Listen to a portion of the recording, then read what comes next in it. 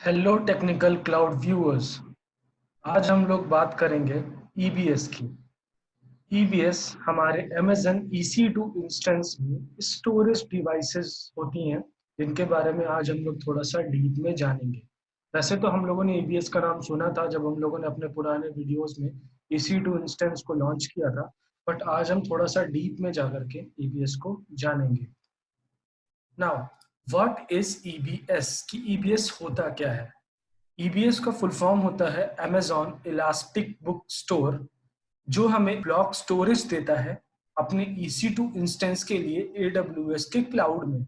यहाँ पे नोट करने वाली बात यह है कि जो हमारा EBS वॉल्यूम है ये AWS के अवेलेबिलिटी जोन में ऑटोमेटिकली रेप्लिकेट होता है। फिजिकली जो हमारा AWS का क्लाउड है वो किस रीजन में लाई हो रहा है ये बताता है हमारा अवेलेबिलिटी जोन। जब अभी हम लोग AWS की स्क्रीन पे मूव करेंगे तब मैं आपको दिखाऊंगा कैसे हम लोगों को अवेलेबिलिटी जोन को चेंज करना भी होता है। फिलहाल के लिए हम टाइप्स ऑफ EBS के बारे में थोड़ा सा जानते हैं। बेसिकली हमारे पास 5 टाइप्स की EBS स्टोरेज अवेलेबल होती हैं। पहली होती है general purpose SSD, next IOPS SSD, throughput optimised hard disk drive, old hard disk drive and magnetic drives. General purpose SSD जब हम लोगों ने अपना पिछला इंस्टेंस लॉन्च किया था उसमें हम लोगों ने यूज किया था और ये बहुत ही कॉमन टाइप्स की होती हैं। जो नेक्स्ट पॉइंट है हमारा प्रोविजन्ड SSD। इन SSDs को हम लोग तब यूज करते हैं जब हमें अपने डेटा को बहुत फास्ट एक्सेस करना होता है और बहुत फ्रीक्वेंट एक्सेस करना होता है। थ्रूपुट ऑप्टिमाइज्ड, जैसा कि आप नाम से जानते हैं कि थ्रूपुट को ऑप्टिमाइज की हुई हमारी हार्ड डिस्क ड्राइव होती है। ये SSD नहीं होती, नॉर्मल हार्ड डिस्क ड्राइव्स होती हैं। नेक्स्ट हमारे पास है हमारी cold hard disk drive and magnetic drives. So ये हमारा एक कंपैरिजन चार्ट है जहां पे हम EBS के बारे में जान सकते हैं। यहाँ पे सॉलिड स्टेट ड्राइव को दो पार्ट में रखा गया है, general purpose SSD and provision IOPS SSD। और जो हमारी हार्ड डिस्क ड्राइव है वो 3 पार्ट में है, throughput optimise HDD, cold HDD and EBS magnetic drives. सबसे पहले बात करते हैं हम लोग जनरल SSD की, जो हम लोगों ने अपने EC2 इंस्टेंस में यूज किया था। एक एग्जाम के पॉइंट ऑफ व्यू से हमें इसका API नेम बहुत इंपॉर्टेंट है, क्योंकि कभी कभी एग्जाम में इसका API नाम पूछ लेता है। तो जनरल SSD का API नाम होता है GP2। इसका वॉल्यूम होता है 1 गीगाबाइट से 16 गीगाबाइट तक। उसके बाद हमारा मैक्सिमम IOPS वॉल्यूम। IOPS क्या होता है? एक सेकंड में कितने हमारे इनपुट आउटपुट ऑपरेशंस हो रहे हैं। इसकी जो लिमिट होती है वो 16,000 होती है, जो हम लोग जनरल यूज करते हैं। और इसके यूज केसेस क्या होते हैं? ज्यादातर काम के लिए हम लोग अपनी जनरल SSD को यूज करते हैं। नेक्स्ट हमारे पास है हमारी प्रोविजन IOPS SSD। तो इन प्रोविजन IOPS SSD को हम लोग बेसिकली तभी यूज करते हैं जब हमारे पास बहुत ही ज्यादा जो हाई डिमांडिंग एप्लीकेशंस होती हैं, जिनमें जो हमारा जो डेटा है उसको बहुत ही फ्रीक्वेंटली एक्सेस करना होता है और बहुत ही फास्ट एक्सेस करना होता है। कोई भी DBMS पे जब हमें डेटा वहां से फेच करना है तो उसके लिए हमें बहुत फास्ट एक्सेस चाहिए होता है। तो ये प्रोविजन IOPS SSD हम लोग वहां पे यूज करते हैं। इसका जो API नेम होता है वो होता है IO1। इसका वॉल्यूम साइज 4 गीगाबाइट से 16 टीबाबाइट तक होता है। और इसका मैक्सिमम IOPS वॉल्यूम जो होता है वो 64,000 के लिए होता है। नेक्स्ट अगर हम लोग आए अपनी हार्ड डिस्क ड्राइव पे, तो पहला जो हमारे पास ऑप्शन है वो है throughput optimised hard disk drive. तो throughput optimised hard disk drives हमारी जो नॉर्मल हार्ड डिस्क ड्राइव्स होती हैं, जो हमारे लैपटॉप्स या हमारे कंप्यूटर्स में होती हैं, और इनको जैसे हमें लाइक डेटा वेयर हाउसेज में यूज करना है, इन सब कामों के लिए हम लोग यूज करते हैं। इसका API नेम होता है ST1। इसका जो वॉल्यूम होता है वो होता है 500 गीगाबाइट से 16 टीबाबाइट तक। और इसकी मैक्सिमम जो इनपुट आउटपुट ऑपरेशंस होते हैं एक सेकेंड के अंदर वो होते हैं 500, जो हमारी SSD से काफी लो है। बट इसका कॉस्ट भी इसी अकॉर्डिंग वेरी होता है। हमारे पास नेक्स्ट है cold hard disk drive. Cold hard disk drives हमारी वो ड्राइव्स होती हैं जिसमें बहुत ज्यादा फ्रीक्वेंट एक्सेस हमारे पास नहीं होता है।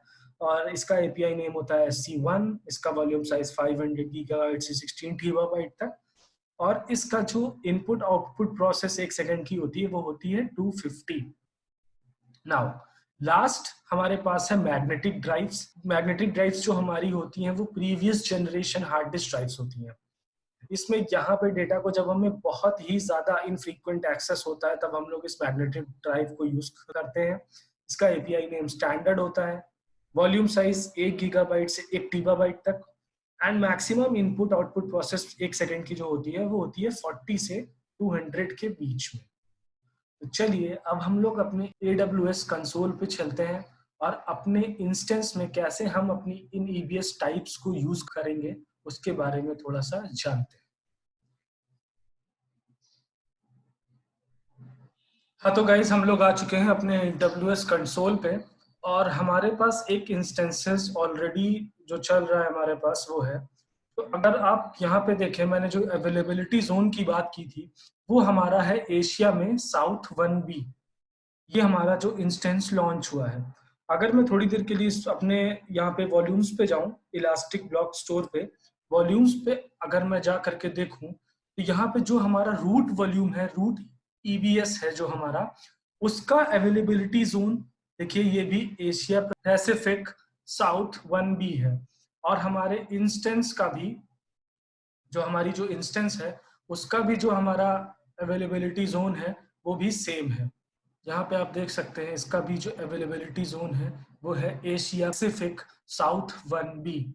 तो ऐसा क्यों कि हमारे वॉल्यूम्स का भी, हमारी जो EBS वॉल्यूम्स है उसका भी अवेलेबिलिटी जोन और हमारी इंस्टेंस का भी अवेलेबिलिटी जोन एक ही जैसा है। ऐसा क्यों? ऐसा इसलिए क्योंकि हम अपने कंप्यूटर के मदरबोर्ड के साथ अपनी हार्ड डिस्क को जितना ज्यादा क्लोज रखना चाहते हैं हम लोग रखते हैं। तो सिमिलरली अगर आप यहाँ पे भी सोचें कि जब आपने वर्चुअल मशीन को क्रिएट किया तो क्रिएट करने के बाद आप उसमें जो हार्ड डिस्क यूज कर रहे हैं, जो स्टोरेज ड्राइव आप यूज कर रहे हैं, उसको आप सेम अवेलेबिलिटी जोन के अंदर रखना चाहते हैं। ऐसा क्यों? क्योंकि अगर आपका जो इंस्टेंस है वो किसी और अवेलेबिलिटी जोन में है और आपकी वॉल्यूम EBS वॉल्यूम जो है वो किसी और अवेलेबिलिटी जोन में है, तो it will create a lot of lag. जब आप किसी भी डेटा को फेच करेंगे तो ये बहुत ज्यादा टाइम लेगा। यहाँ पे ज्यादा यूजर का टाइम लॉस ना हो इसलिए हमारी इंस्टेंस और EBS की वॉल्यूम्स को सेम अवेलेबिलिटी जोन में रखा जाता है।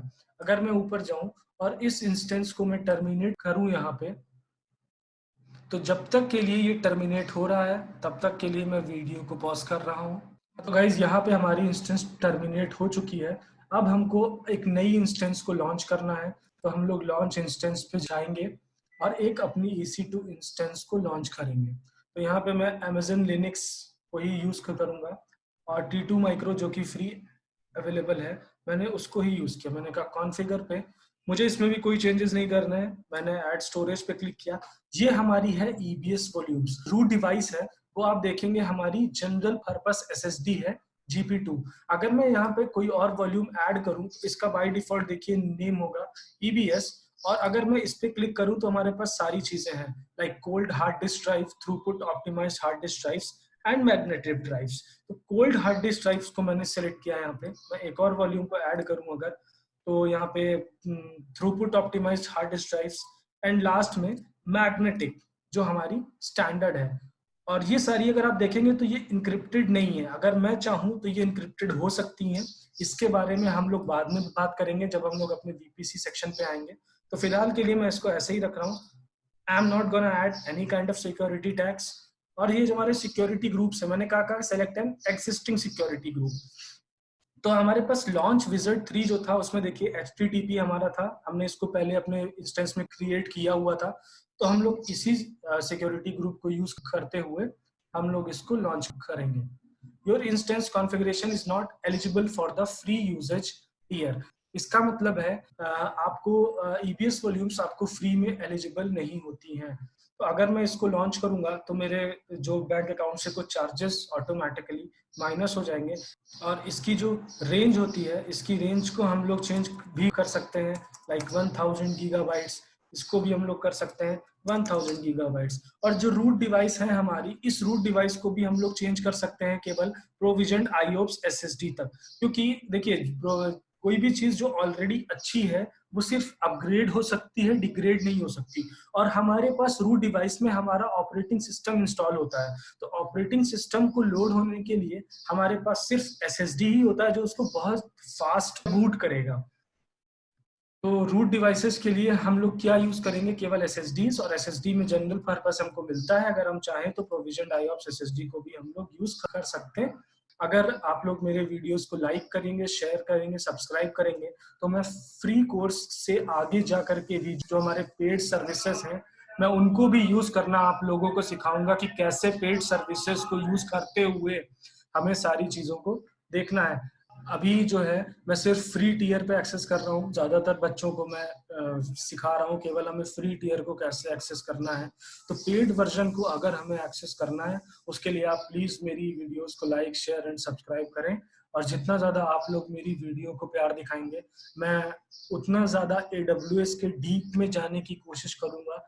और मैं एक एक करके मैं कोशिश करूंगा कि मैं सारी पेड सर्विसेज और सारी फ्री सर्विसेज के बारे में जितना ज्यादा हो सके मैं उतना ज्यादा नॉलेज दूं आप लोगों को।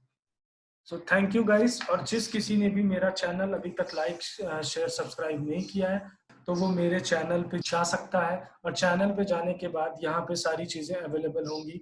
लाइक आपको पूरा अगर EC2 के बारे में सारी वीडियोस देखनी है तो आप EC2 के बारे में देख सकते हैं। और AWS का पूरा ट्यूटोरियल यहाँ पे अवेलेबल है। तो आप लोग जितना ज्यादा हो सके मेरी वीडियोस को लाइक करें, शेयर करें, सब्सक्राइब करें। So thank you guys.